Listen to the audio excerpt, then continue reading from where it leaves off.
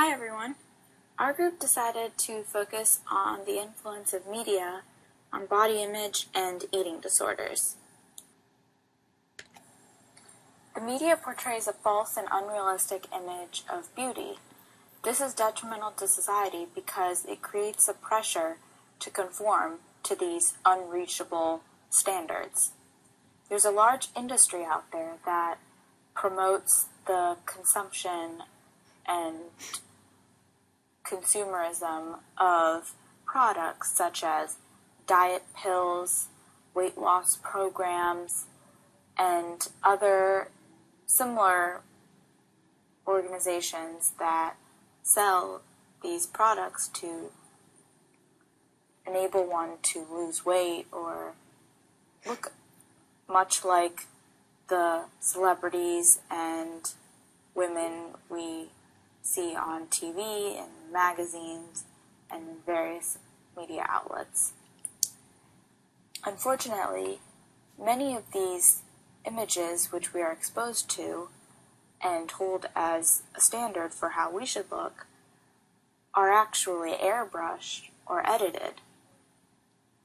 Many celebrities and models are made to look much thinner than they actually are edited to have flawless skin, shiny hair, whiter teeth, all sorts of things. Holding oneself to such an unachievable standard has both physical and psychological consequences.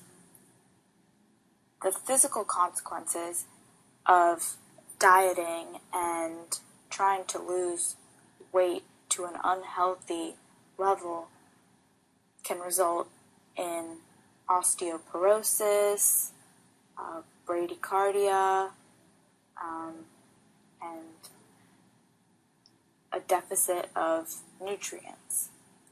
Some of the psychological consequences of unhealthy media advertising are anorexia nervosa, bulimia nervosa, binge eating disorder, depression, just to name a few.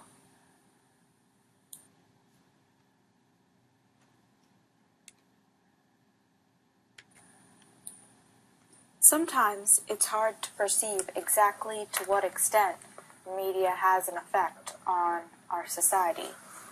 I encourage you to consider some of these statistics. Among Western women between 15 and 24 years old, approximately 1 out of every 200 suffers from anorexia nervosa, while about 1 in 50 is bulimic. 1 in 50. That is a powerful statistic.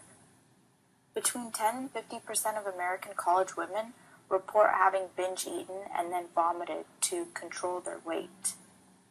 50% is nearly half of the American college women. Some 50 to 60% of teenage American girls believe that they are overweight, yet only 15 to 20% of them actually are overweight.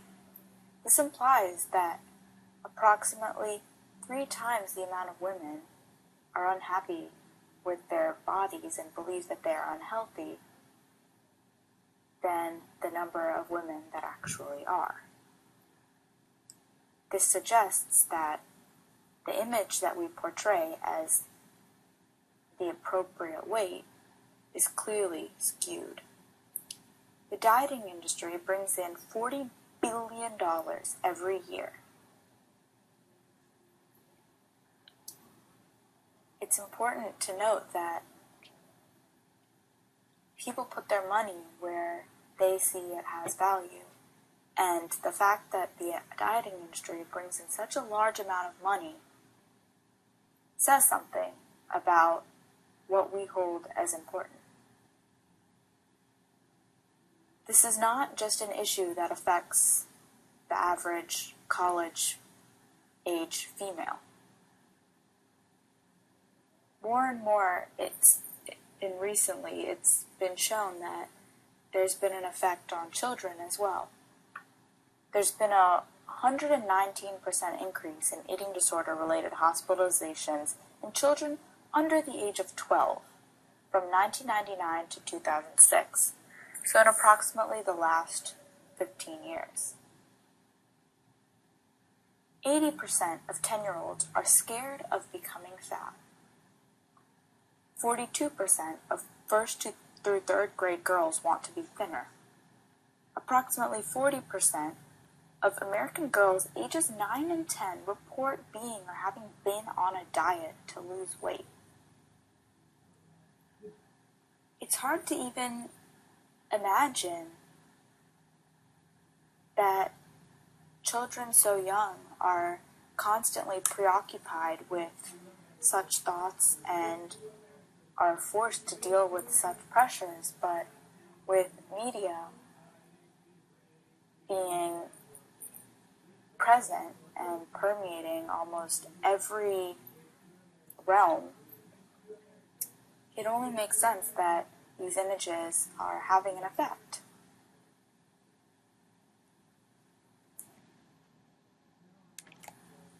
After viewing the video, Killing Us Softly, our group was extremely inspired by the work that she did, and it was very thought-provoking. And seeing that such images are out there in the media all the time and sending such subliminal messages encouraged and inspired us to take a stance in order to spread awareness that the media has such an influence, and it's important to mitigate these effects. Specifically, we wanted to make the consequences and effects of these outcomes known to our community, that being the NC State's college campus. To do this, we created a brochure and a poster. Both had information about eating disorders and how the advertising industry affects the prevalence of this issue. They had statistics about how often this occurs and in what demographics it occurs, and also referrals on where to get help if you do feel like you're suffering from one of these issues. The brochures were distributed throughout the university. We collaborated with other organizations on campus in order to reach a wider audience. This included, but was not limited to, NCSU Psychology Club, the counseling department at NC State, and NANI. We also left some brochures in the counseling office so that those who we did not directly reach were able to find them where they needed them. We stood in the brickyard with a poster and also used that to attract attention. Students came up to us and we handed them brochures as well and talked to them more about what was on our poster and about this issue at hand. The poster also had many more images that we found in magazines and commercials, much like the ones displayed in Killing Us Softly. After talking to students about some of the issues that we had come across, we also received feedback from them about how they are affected in their personal lives by the advertising industry.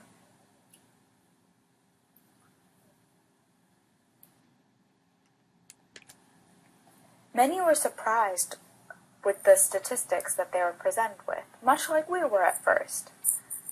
They admitted to the pressure that they felt by both the media, their peers, and the standards that they felt that society had put on them. It was also interesting to note that both men and women felt that they had societal pressures. It is not just the pressure to be thin and beautiful that women experience that is problematic. Many of the men felt that they had to be extremely muscular, extremely macho, one could say. Majority of the students that approached us admitted that they also had a friend or loved one struggling with eating disorders. Many of them also were not really sure how to help or what to do. We were able to give them advice on how to handle such a situation, and they found that the informational brochure was extremely helpful. Many of the participants also noted that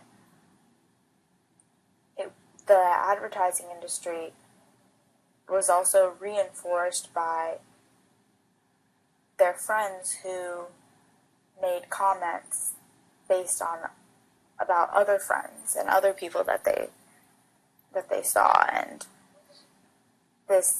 their negative comments towards other people pressured them to make sure that they maintained the figure that is perceived to be the ideal.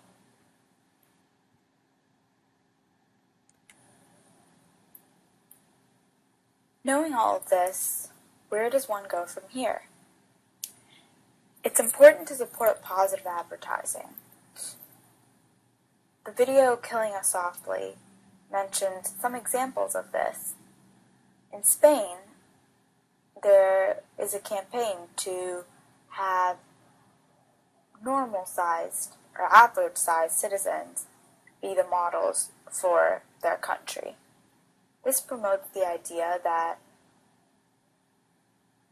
normal is normal, and it reduces the pressure to conform to an unrealistic ideal because that ideal is being projected at a much lower frequency.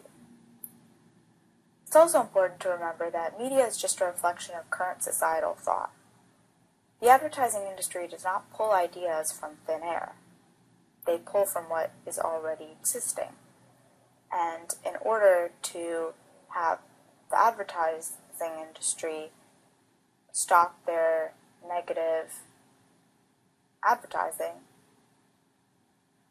it's crucial to change the thought processes that are already in place in society.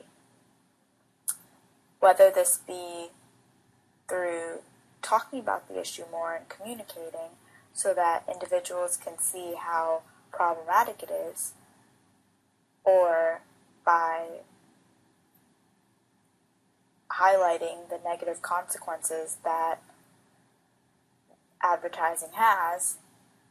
All of these methods bring to light why it's a problem and encourage positive discussion.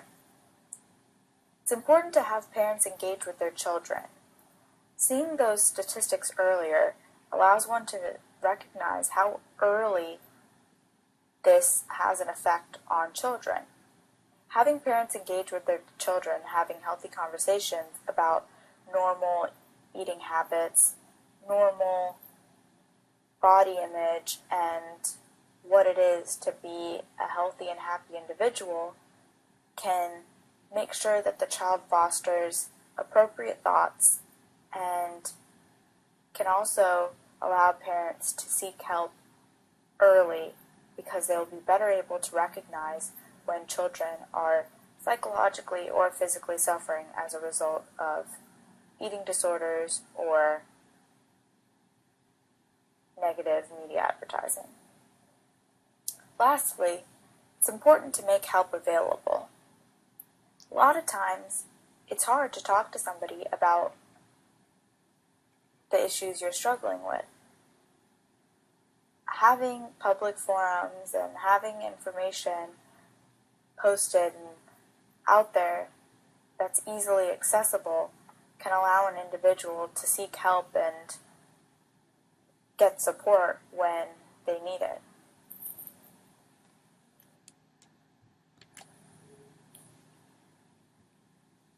Are you worried that you or a friend or a loved one has an eating disorder?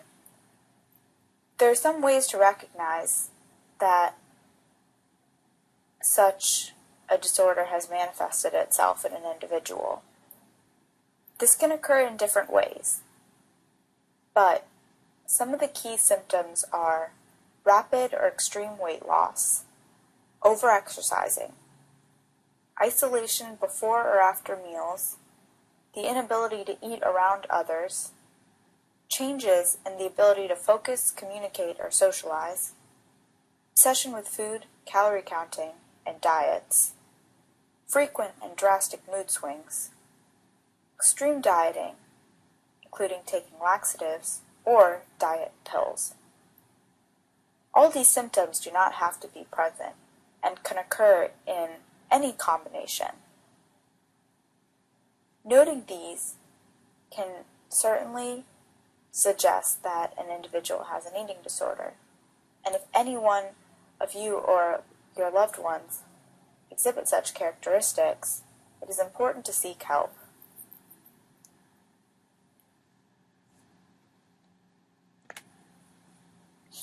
Where does one seek help? There are many outlets and avenues. The National Eating Disorders Association offers a toll-free confidential hotline at 1-800-931-2237. This hotline is a great resource for answering questions and concerns. Find someone you trust to confide in and ask for help. This could be a parent, a friend, a counselor. Seek support groups, counselors, dietitians, and doctors. These people know a lot about eating disorders and will know how to help. They are trained to address issues such as these. If you do think that someone you know has an eating disorder, it's important not to comment on how they look. Trying to compliment them often ends up reinforcing the obsession with body image and weight. You should also not say things like, "You're not fat." This reinforces a fat prejudice. Avoid shaming, guilting, and blaming the person, and try to provide them with simple solutions, such as, just start eating more. Focus on feelings and concerns. Let the person know that you are there for them to talk to. Oftentimes, individuals suffering from eating disorders feel that they do not have an adequate support system. Just knowing that they have a friend to trust can make a world of a difference. Thank you for listening. Feel free to post any questions you have on the discussion board. We look forward to talking to you.